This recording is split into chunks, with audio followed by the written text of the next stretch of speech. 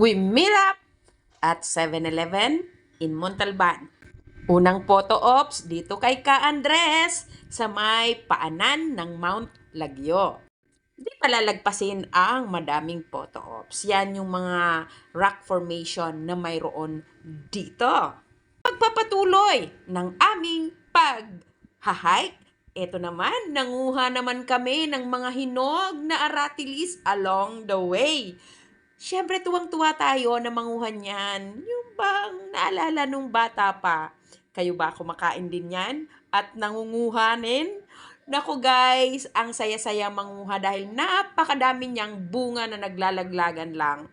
Masayang masaya ang bawat isa sa amin na nangunguha. Kasama ko dyan si Miss Nali at saka si Ate Ida. At ikaw, kung nais mo ring maranasan yung mga ganitong bagay o pagkakataon na nangunguha ng mga aratilis katulad nung tayo ay bata pa, maaari kang mag-join sa amin.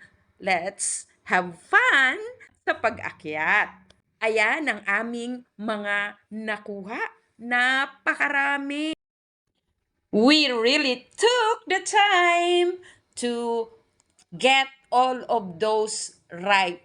Pero alam nyo, sa dami, hindi naman talaga namin naubos. Yung nakuha lang namin yung nasa ibaba lang na kayang-kayang abutin ng aming mga kamay.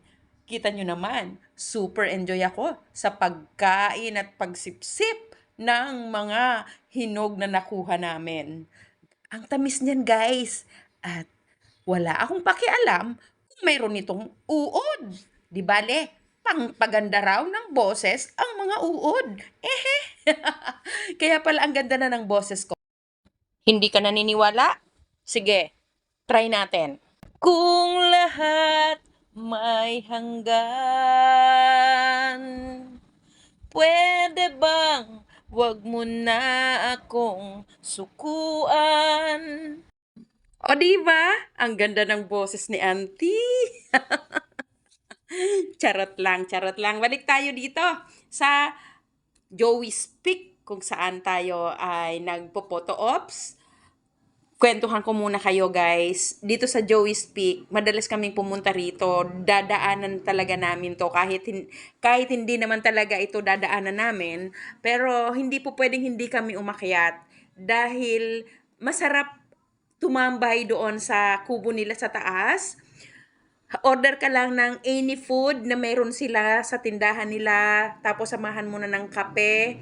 Nako guys, ang saya ng feeling. Kasi habang nagkakape ka, ang natatanaw mo, yung 360 degree na kapaligiran, bundok, at most especially, kitang-kita dito yung Upper Wawa Dam. Kita mo ako, oh, nag-e-enjoy sa pagkakape. 'Di ba? Sinong hindi matutuwa? At saka ang hangin diyan, malamig o preskong presko ang pakiramdam kapag ikaw ay naririyan. Mag-e-enjoy ka talaga, promise. Kaya pwede kang pumunta diyan kung gusto mong mag-camping, open sila sa mga campers. Pwede kang magdala ng sarili mong tent kung gusto mong naka-tent, pero para hindi ka na magbibit-bit, magrenta ka na lang ng kanilang kubo o ng kanilang room. Their rooms are pwede sa couple or for group. Lalo na yung kubo nilang malaki sa taas, pwedeng-pwede siya sa group. Masaya doon magkantahan, tapos magkwentuhan. Kung gusto mong sumama rin sa amin, po pwede. Lagi kaming umaakyat dito sa lugar na ito.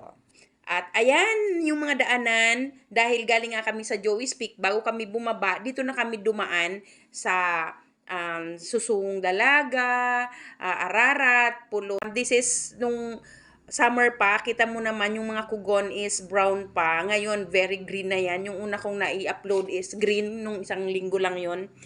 Makikita mo, madulas yung, kahit tag-init, madulas kasi loose yung soil and may mga rocks na bilog na maaari mong apakan, at pag ito ay naapakan mo, delikado na ikaw ay magdire-diretso sa baba. Kaya konting ingat talaga.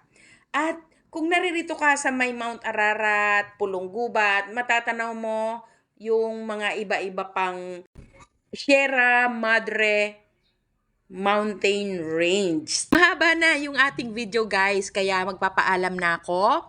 I'll see you on my next video and I thank you so much for watching my videos. Maaari kayong mag-comment dyan para magsabi kayo o request kung ano yung pwede nating gawing video na makaka-challenge sa atin. Do like, share, and of course, please follow me. At guys, don't forget to smile so that the whole world will smile with you. Bye! God bless everyone!